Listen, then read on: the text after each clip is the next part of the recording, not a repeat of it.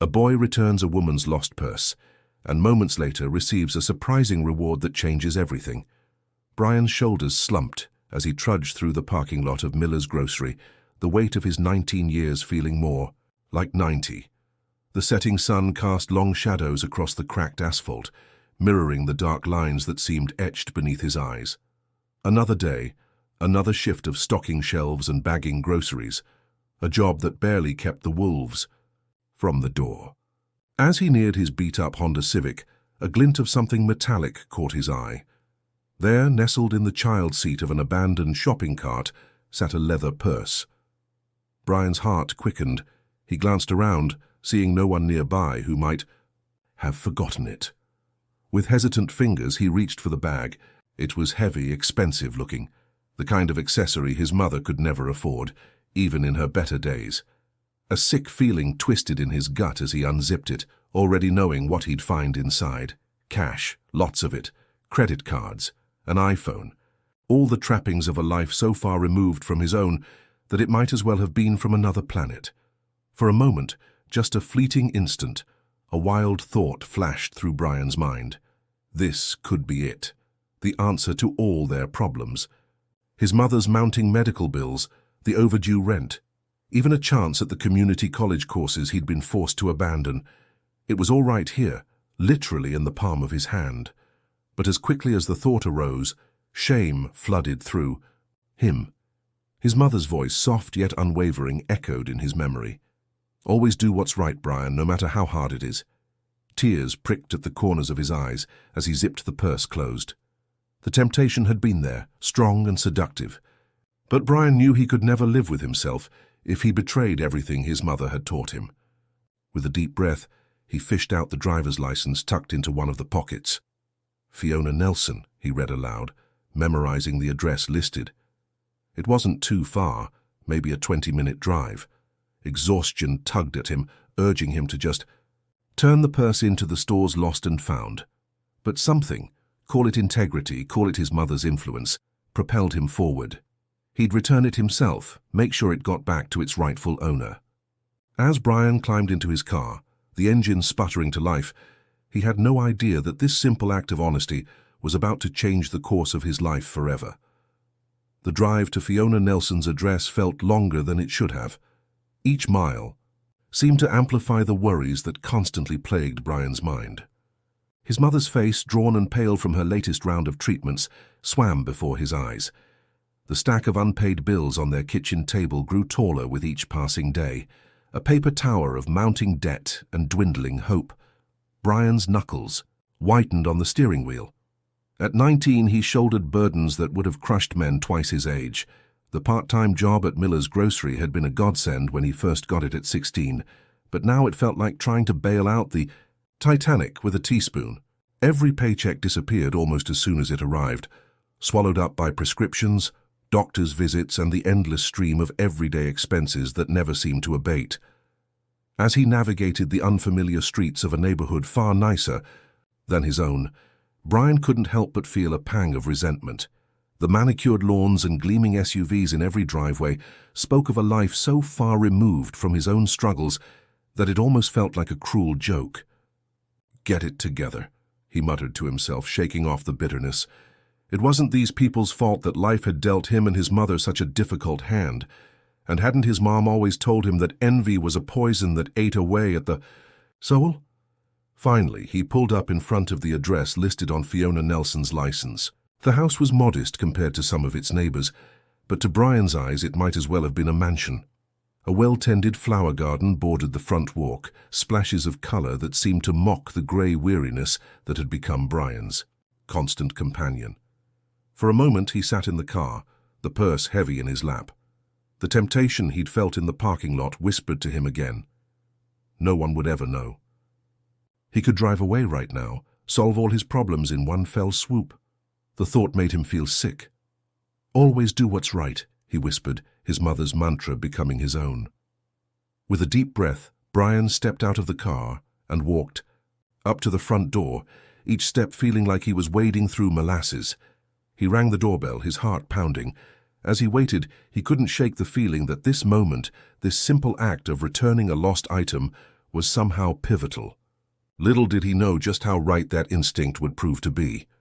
The door creaked open, revealing not the Fiona Nelson Brian had expected, but an elderly woman with silver hair and kind eyes framed by wire-rimmed glasses. She peered at him quizzically, her brow furrowed in confusion.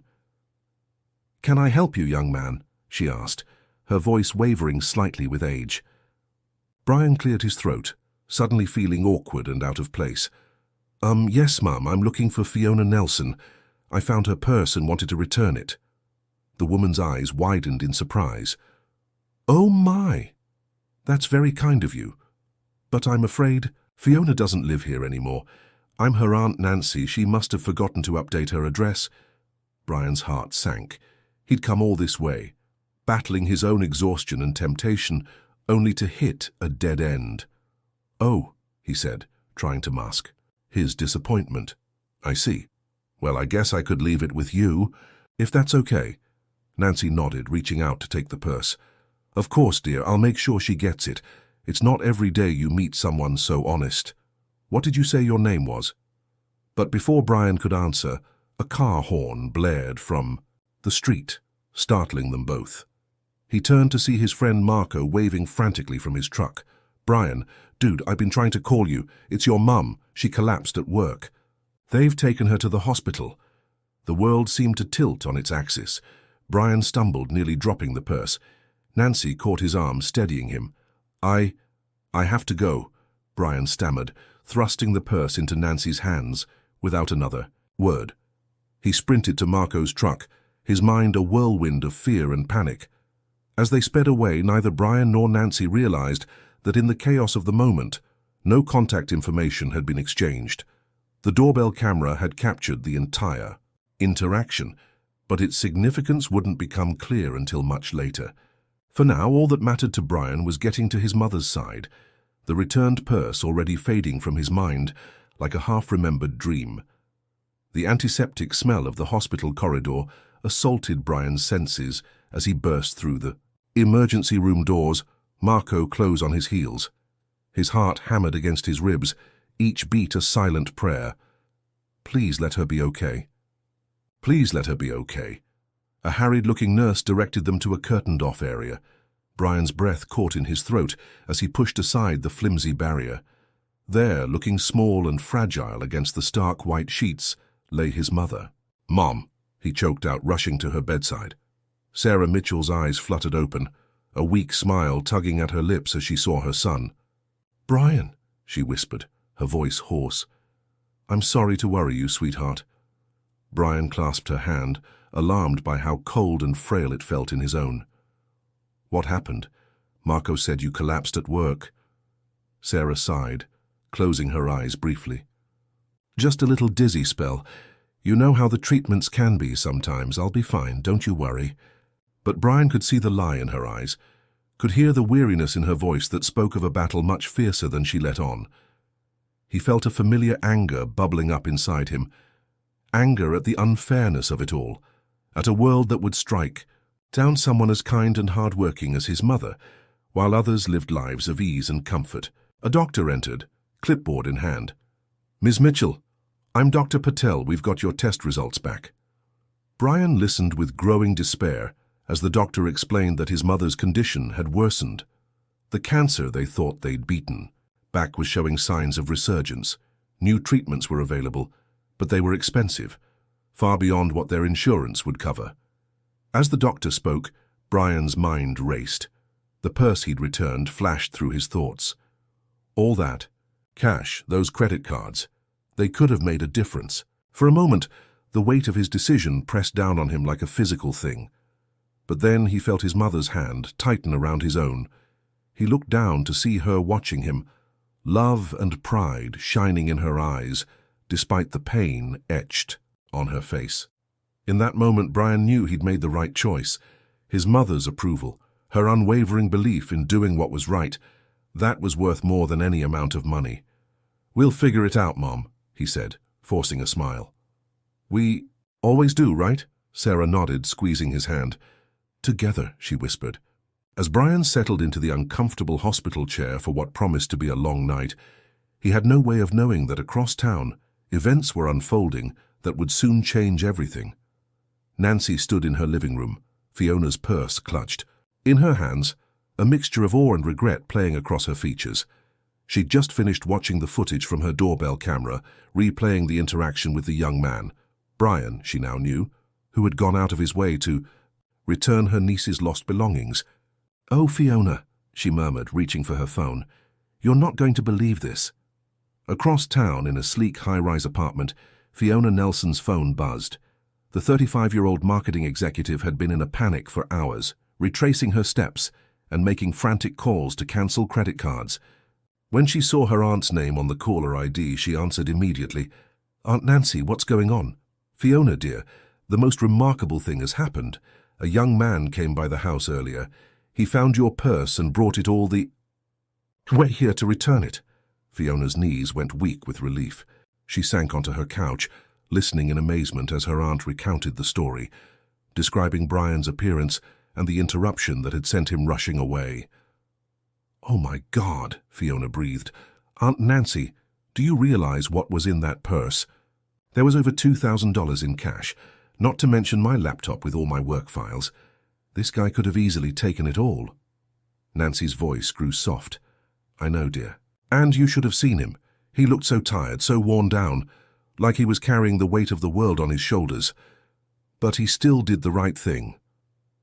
A lump formed in Fiona's throat. In her relief at having her belongings returned, she hadn't stopped to consider the character of the person who'd done it. "We have to find him, Aunt Nancy. We have to thank him properly." "I've been thinking the same thing," Nancy replied. "I feel terrible that I didn't even get his full name. But I did get a good look at his face on the camera. What if we shared the video? Maybe someone would recognize him." Fiona hesitated for a moment. In her line of work, she knew the power of social media, for better and for worse. But something about this story, about this nameless young man's act of kindness, felt too important to ignore. "Do it," she said firmly. "Post the video. We'll find him." Within hours, the video of Brian returning the purse had been shared across multiple platforms. Nancy's heartfelt plea for help identifying the honest young hero struck a chord with viewers. As night fell, the clip began to gain traction, spreading beyond their local community and into the wider world of viral content. Neither Brian nor Fiona could have predicted the cascade of events that this simple act of kindness was about to set in motion.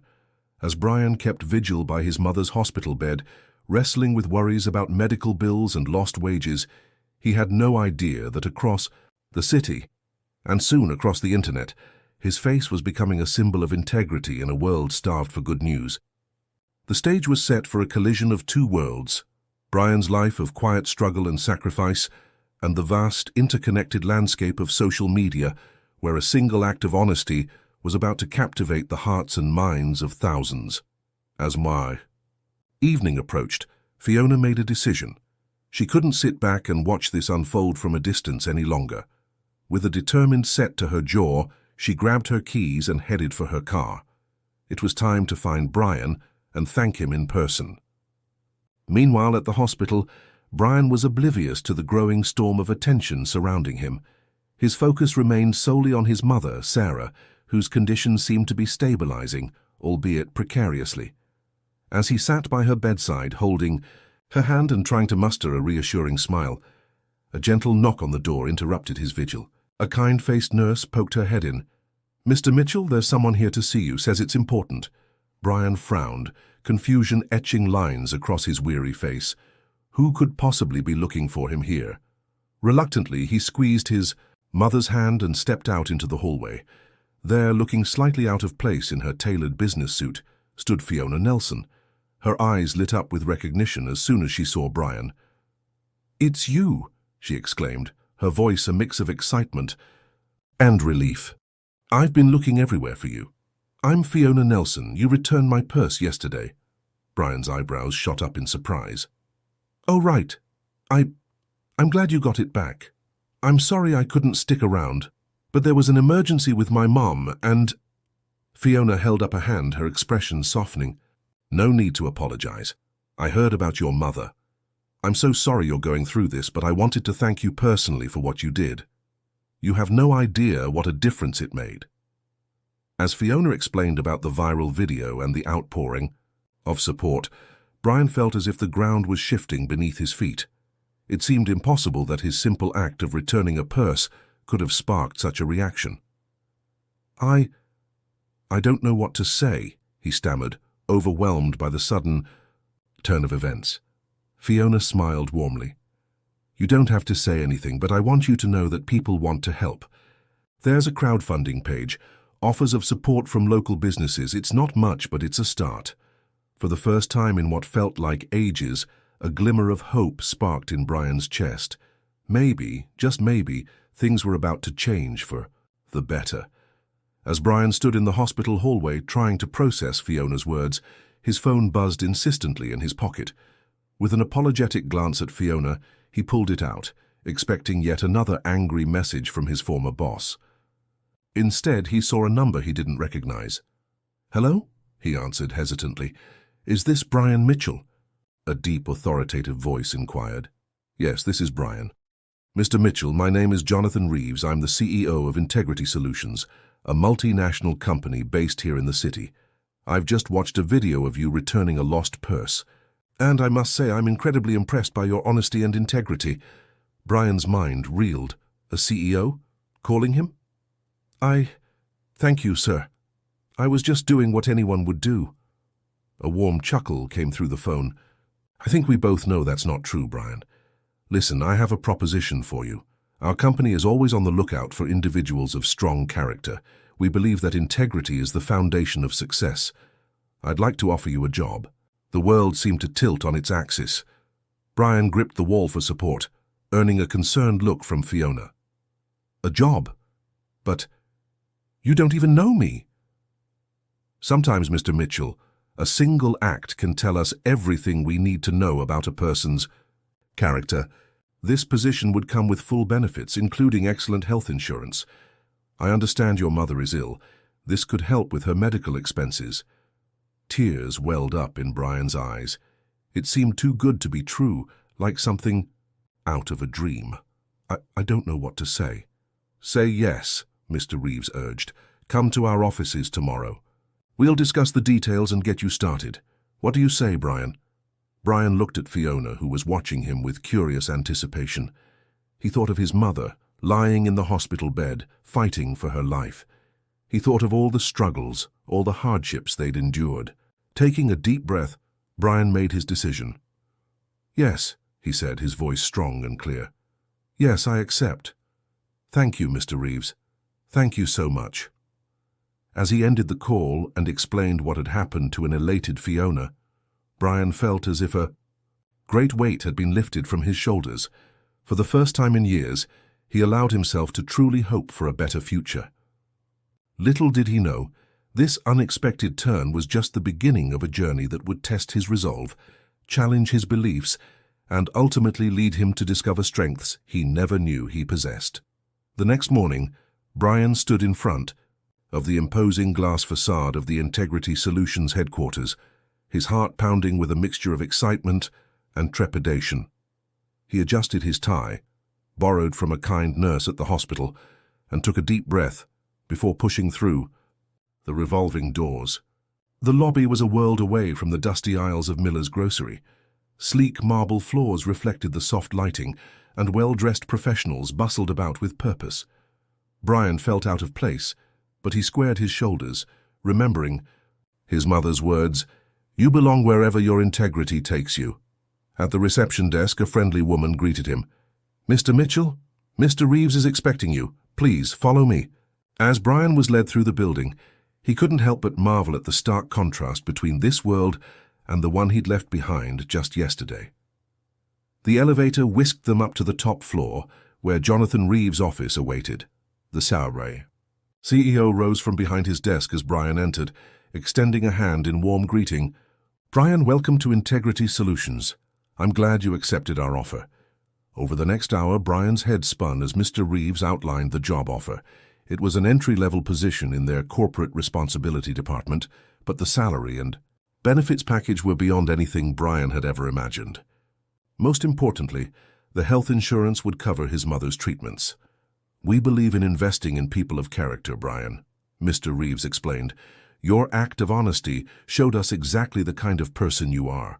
We're not just offering you a job. We're offering you a chance to build a career based on the values you've already demonstrated." As Brian left the office with a contract in hand and a start date set for the following week, he felt as if he were walking on air. He couldn't wait to share the news with his mother. The weeks that followed were a whirlwind of change for Brian. His mother's health began to improve with access to better treatments, and Brian threw himself into his new role at Integrity Solutions with enthusiasm and determination. However, the transition wasn't without its challenges. The corporate world was vastly different from anything Brian had experienced before. He often felt out of his depth, struggling to understand the complex business terminology and unwritten social rules of office life. His colleagues, while generally friendly, sometimes seemed to view him with a mixture of curiosity and skepticism. Brian overheard whispers in the break room. "Did you hear? He's the purse guy. Reeves hired him on the spot." Despite the occasional discomfort, Brian refused to let these challenges deter him. He stayed late, poring over industry publications and online courses to bridge the knowledge gap. His innate empathy and strong work ethic began to shine through in his projects, earning him the respect of his immediate team. One day, about a month into his new job, Brian's supervisor, Alexis, called him into her office. "Brian, I've got a challenging assignment for you," she said, sliding a file across her desk. "We're launching a new initiative to partner with local businesses on ethical supply chain practices. I want you to take the lead on this." Brian's eyes widened. "Me? But I'm still so new." Alexis smiled. "Sometimes fresh eyes are exactly what we need. Your background gives you a unique perspective that could be invaluable here. Do you think you're up for it?" For a moment, doubt crept in. But then Brian thought of all he'd overcome to get here. He thought of his mother's unwavering belief in him and of Mr. Reeves's faith in his character. "Yes," he said, his voice growing stronger. "Yes, I'm up for it. Thank you for the opportunity." As he left Alexis's office, project file in hand, Brian felt a new sense of purpose. This wasn't just about proving himself anymore. This was a chance to make a real difference, to use his position to help others the way he'd been helped. Little did he know, this project would not only test his newfound skills, but also bring him face to face with ethical dilemmas that would challenge his deepest beliefs. As Brian delved deeper into the ethical supply chain initiative, he found himself navigating increasingly complex terrain. His research revealed a web of interconnected issues: labor practices, environmental impact, economic pressures on small businesses. Each decision, he realized, had far-reaching consequences. One crisp autumn morning, Brian found himself in a meeting with representatives from a local manufacturing company. The owner, a gruff man named Frank Thompson, was resistant to the changes Integrity Solutions was proposing. "Look, son," Frank said, his voice tinged with frustration, "I get what you're trying to do here, but these new standards, they'll put me out of business. I've got families relying on me for their livelihoods." Brian felt the weight of the moment. On one side, there was the ethical imperative of ensuring fair labor practices and environmental responsibility. On the other, the very real human cost of potentially lost jobs and a struggling local economy. As he listened to Frank's concerns, Brian was transported back to his own struggles, the memory of sleepless nights worrying about bills and his mother's health still fresh in his mind. He understood, on a visceral level, what was at stake. "Mr. Thompson," Brian said slowly, an idea forming, "what if we approached this differently? Instead of seeing these changes as a burden, what if we found a way to make them an opportunity?" Over the next hour, Brian worked with Frank to brainstorm solutions. They explored grants for upgrading equipment, training programs for employees, and marketing strategies to highlight the company's commitment to ethical practices. By the end of the meeting, Frank's gruff exterior had softened. "You know, Brian," he said, clapping him on the shoulder, "when you first walked in, I thought you were just another corporate suit. But you actually listened. You understood. That makes all the difference. As Brian left the meeting, he felt a sense of accomplishment unlike anything he'd experienced before. He'd found a way to honor both the letter and the spirit of the initiative, while also addressing the very real human concerns at its heart. However, his elation was short-lived. As he returned to the office, he overheard a conversation that made his blood run cold. Two executives, unaware of his presence, were discussing ways to use the ethical supply chain initiative as a PR move, while quietly cutting corners to save costs. Brian froze, his mind racing. He'd worked so hard on this project, believed so, deeply in its potential for good. Now he faced a dilemma that would test his integrity like never before. Should he speak up and risk his newfound security, or stay quiet and compromise the values that had brought him here in the first place? As he stood there, heart pounding, Brian knew that the decision he was about to make would shape not just his career, but the very person he was striving to become. Brian's palms were sweaty as he knocked on Jonathan Reeves' office door the next morning. He'd spent a sleepless night wrestling with his conscience, the overheard conversation replaying in his mind like a broken record. "Come in," Reeves called.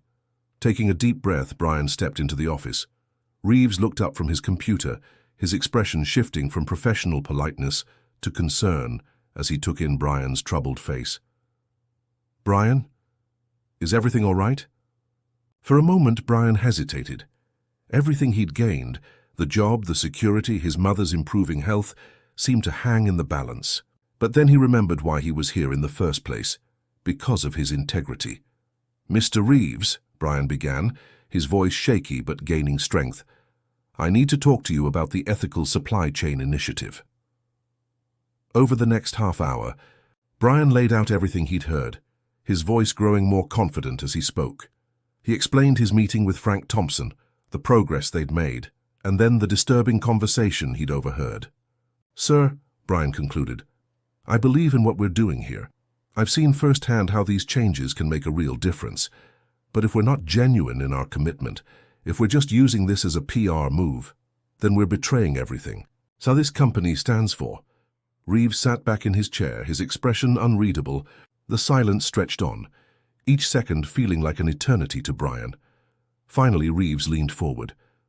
"Brian," he said, his voice grave, "do you realize the seriousness of what you're saying? These are serious allegations against high-level executives." Brian nodded, his throat dry. "I do, sir, but I couldn't stay silent, not when so much is at stake." To Brian's surprise, a slow smile spread across Reeves's face. "That," he said, "is exactly why I hired you." Relief flooded through. Brian, as Reeves explained, the ethical supply chain initiative was indeed genuine, but he'd suspected some resistance within the company. Brian's report confirmed his fears, but also reaffirmed his belief in the project, and in Brian. "Integrity isn't just about grand gestures, Brian," Reeves said. "It's about the small choices we make every day, especially when no one's watching. You've shown that you understand that. Now let's work together to make sure this initiative lives up to its full potential." As Brian left Reeves's office, he felt a newfound sense of purpose. He'd faced a crucial test and stayed true to his values. The road ahead wouldn't be easy, but he was ready for the challenge. Months passed and the ethical supply chain initiative gained momentum. Brian, with Reeves's support, had become a driving force behind the project. His unique perspective and unwavering commitment to doing the right thing had won over even the most skeptical executives. But the true test came on a rainy Tuesday afternoon, as Brian stood before a packed auditorium. Representatives from local businesses, government officials, and the media had gathered for the official launch of the initiative. As Brian approached the podium, he caught sight of familiar faces in the crowd. Frank Thompson sat in the front row, a proud smile on his face. Fiona Nelson was there too, her eyes shining with encouragement, and in the back, supported by a nurse, sat his mother, Sarah, beaming with pride. Brian took a deep breath, his hands trembling slightly as he adjusted the microphone. This was more than just a corporate presentation.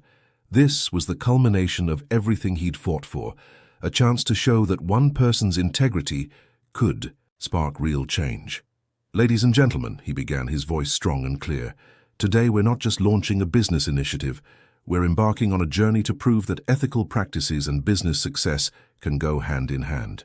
As Brian spoke, sharing stories of the local businesses they'd partnered with and the positive changes already taking place, he could feel the energy in the room shift. Skepticism gave way to interest, and interest to enthusiasm. He talked about Frank Thompson's company, now a shining example of how embracing ethical practices could lead to innovation and growth. He highlighted the environmental improvements, the better working conditions, and the strengthened community ties.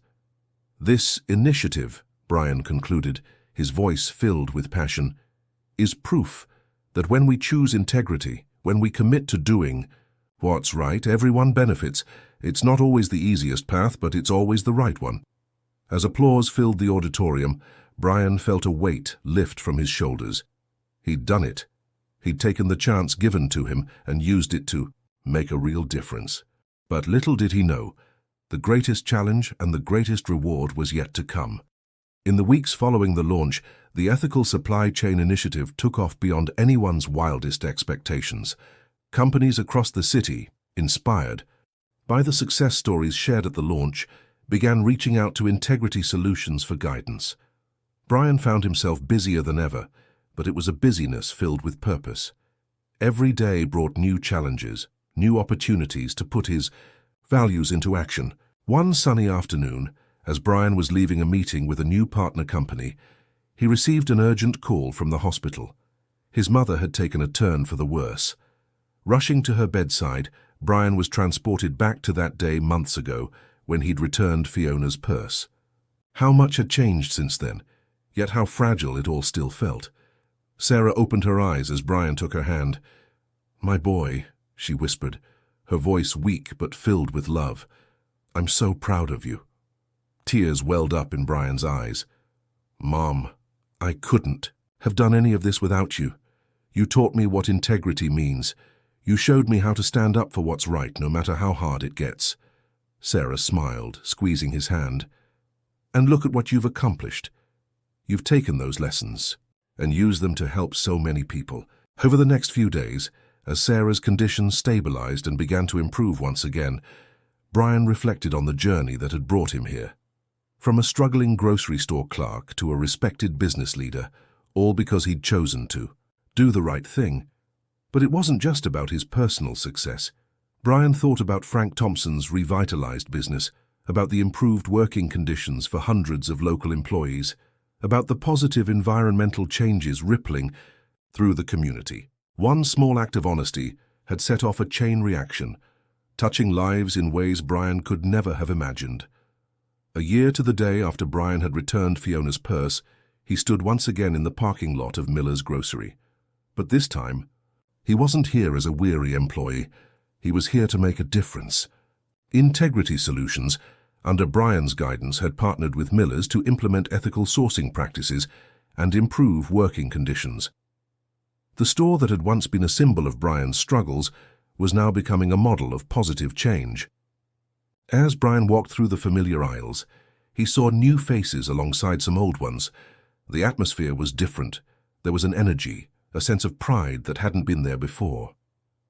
Near the customer service desk, Brian spotted a familiar face, his old boss, Mr. Miller. The man looked up, recognition dawning in his eyes.